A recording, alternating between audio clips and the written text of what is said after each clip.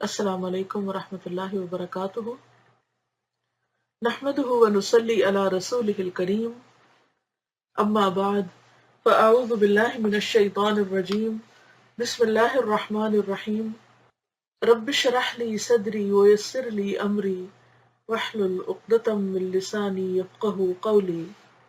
دین رحمت، آپ قرآن کو کھولیں تو آپ دیکھیں گے کہ اس کی سب سے پہلی آیت یہ ہے، بسم اللہ الرحمن الرحیم، اللہ کے نام سے جو بڑا مہربان نہایت رحم والا ہے۔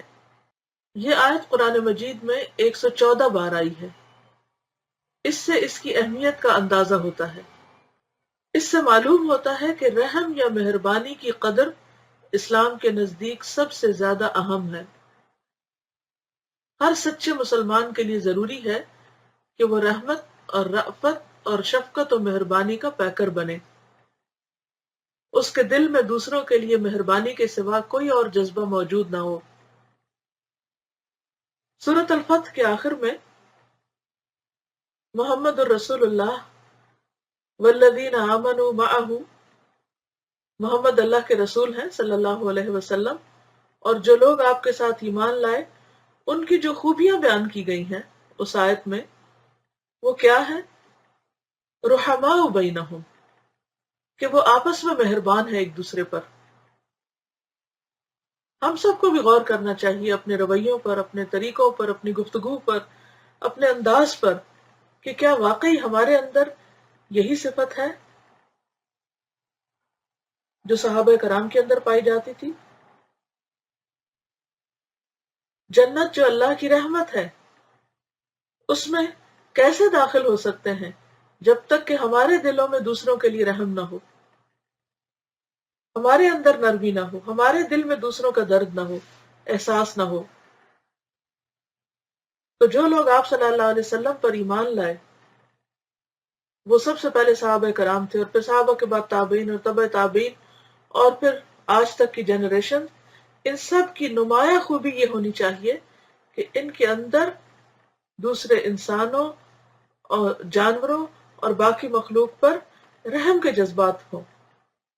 اور جب انسان کے اندر ایک دوسروں کے لیے رحم آتا ہے، مہربانی آتی ہے، تو پھر انسان ان کی غلطیوں کو معاف بھی کر دیتا ہے، ان سے درگزر بھی کر جاتا ہے، اور پھر اسی سے معاملات اچھے ہوتے ہیں اور خیر و بھلائی کے بہت سے دروازے کھل جاتے ہیں۔ اسلام میں یہ تعلیم دی گئی ہے کہ جب بھی ایک شخص دوسرے شخص سے ملے تو وہ اس سے السلام علیکم کہے، یعنی ہر ایک دوسرے کے لیے امن اور سلامتی کا اظہار کرے۔ نماز اسلام میں ایک ایسی عبادت ہے جو ہر روز 5 وقت ادا کی جاتی ہے، مسنون نمازیں اس کے علاوہ ہیں۔ ہر نماز کے آخر میں نماز پڑھنے والا دائیں اور بائیں منہ پھیر کر کہتا ہے، السلام علیکم ورحمۃ اللہ، تمہارے اوپر اللہ کی سلامتی اور برکت ہو۔ یعنی گویا وہ دائیں جانب کی ساری مخلوق کو اور پھر بائیں جانب کی ساری مخلوق کو سلامتی اور رحمت کا پیغام سناتا ہے اور ان کے لیے دعا کرتا ہے۔ اس سے آپ دیکھیں کہ ہر نماز کے بعد سنت ہو یا فرض ہو یا نفل ہو، ہم کیا ایکشن دہراتے ہیں، لیکن چونکہ کبھی سوچا ہی نہیں، وہ ایکشن بھی ایک بے روح ایکشن ہو جاتا ہے۔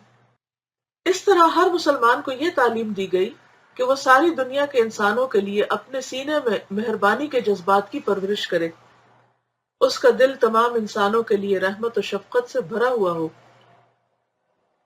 یعنی سختی نہ ہو، سنگ دلی نہ ہو، دوسرے کی کاٹ نہ ہو، دوسرے کو اذیت دینا نہ ہو۔ حقیقت یہ ہے کہ اسلام دین رحمت ہے۔ اس کی تمام تعلیمات براہ راست یا بالواسطہ طور پر امن اور رحمت سے متعلق ہیں۔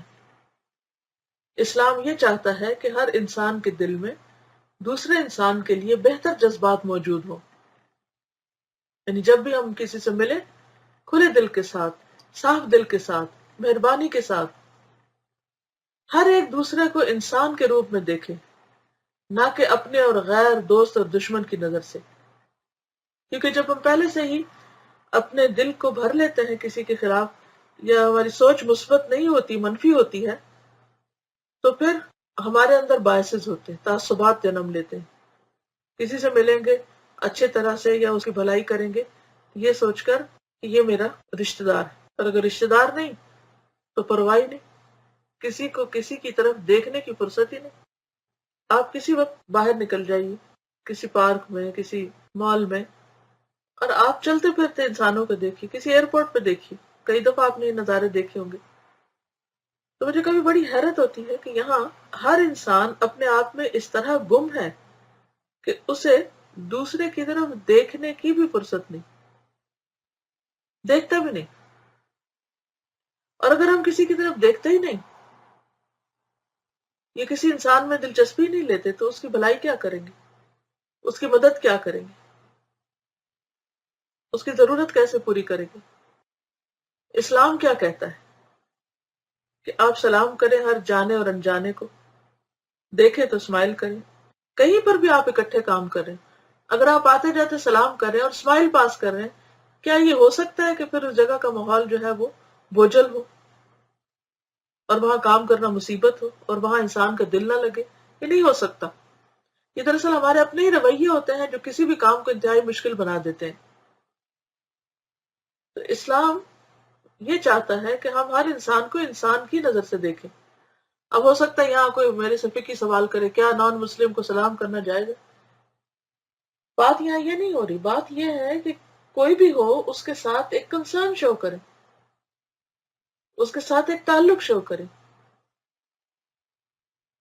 کیوں کہا گیا کہ جب مجلس میں کچھ لوگ بیٹھے ہوئے ہوں اور باہر سے کوئی شخص آئے تو اس کے لیے جگہ بنائے، اور اگر جگہ نہ بھی ہو تو تھوڑا سا ہل جائے تاکہ کنسرن شو کریں کہ ہم آپ کے لیے ہم آپ کی کیئر کرتے ہیں، ہم نے نوٹس کیا کہ آپ یہاں موجود ہیں. لیکن اگر ایسا رویہ ہو انسان کا کہ وہ کسی کی پریزنس کو بھی اگنور کر دے کہ کوئی ہے ہی نہیں، ایگزسٹ ہی نہیں کرتا، اس کا وجود ہی کوئی نہیں، تو کیا اس کو رحمت اور نرمی کہیں گے؟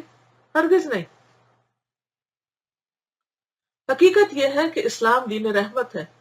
اس کی تمام تعلیمات براہ راست یا بالواسطہ طور پر امن اور رحمت سے متعلق ہے. اسلام یہ چاہتا ہے کہ ہر انسان کے دل میں دوسرے انسان کے لیے بہتر جذبات موجود ہوں. ہر ایک دوسرے کو انسان کے روپ میں دیکھے، نہ کہ اپنے اور غیر، دوست اور دشمن کی نظر سے. بعض اوقات کوئی دشمن نہیں بھی ہوتا تو ہم اسے دشمن بنا لیتے ہیں اپنا، ناسمجھی کے رویوں کے ساتھ. اور ہماری عموماً اردو میں گفتگو کیا ہوتی ہے، کہاں رشتہ کیا ہے؟ غیروں میں. اب آپ دیکھیے کہ جب آپ کسی کو غیر کہہ رہے ہیں تو پھر وہ کب آپ کے بنیں گے؟ ان سے پھر تعلقات کہاں سے درست ہوں گے؟ تو اس طرح کی جو ٹرمینالوجی ہے جس نے انسانوں کو بہت بانٹا ہوا اور تفریق کی ہوئی ہے اور انسانوں کو غیر بنا دیا ہم سے، ان چیزوں پر توجہ کی ضرورت ہے، غور کرنے کی ضرورت ہے اور اپنے انداز کو بدلنے کی. بہتر انسانی سماج بنانے کی یہی واحد تدبیر ہے، اور اسلام میں بار بار اس کی خصوصی تاکید کی گئی ہے. جس سماج میں لوگوں کے درمیان اس قسم کا ماحول ہو وہ سماج لازماً ترقی کرے گا. ایسے سماج میں ہر ایک کو دوسرے سے وہ چیز ملے گی جو وہ اپنے لیے چاہتا ہے.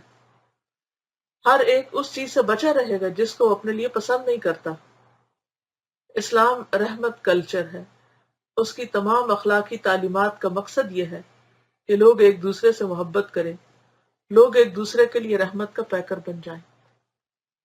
اللہ تعالیٰ سے دعا ہے کہ وہ ہمیں اس پر عمل کی توفیق عطا فرمائے اور حقیقی معنوں میں ہم دوسروں کے لیے مہربان ہو جائیں. عملی طور پر آپ کیا کریں گے؟ کیا کوشش کریں گے؟ بتائیں گے آپ؟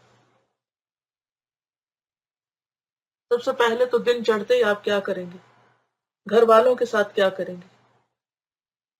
اسمائل پاس کریں گے، سلام کریں گے، حال پوچھیں گے، چاہے ہسبینڈ ہو یا بچے ہوں، اور سلام میں پہل کریں گے. پھر اسی طرح باقی اوقات میں کیا کریں گے؟ کہیں پر بھی آپ ہوں، آپ صرف اپنی ذات میں نہ جئیں، اپنی ہی دنیا میں گم نہ رہیں، اپنے ہی کاموں میں مشغول نہ ہوں،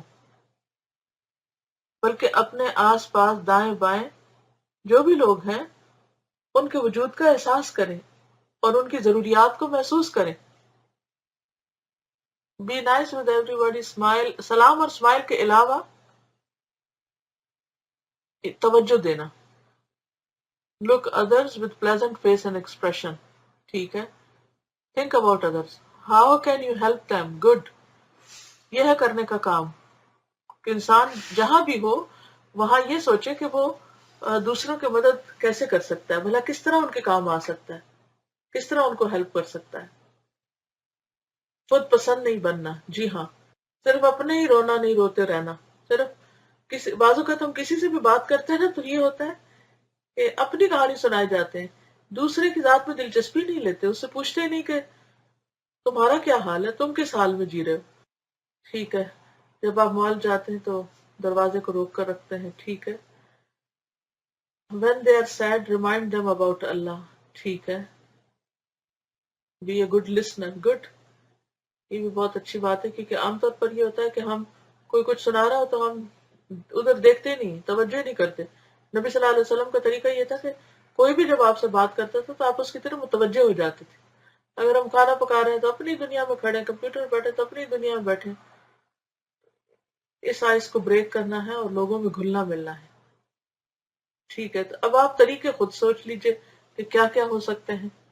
ٹھیک ہے. انشاءاللہ اللہ تعالیٰ سے دعا ہے کہ وہ ہمیں عمل کرنے والا بنائے. السلام علیکم ورحمۃ اللہ وبرکاتہ.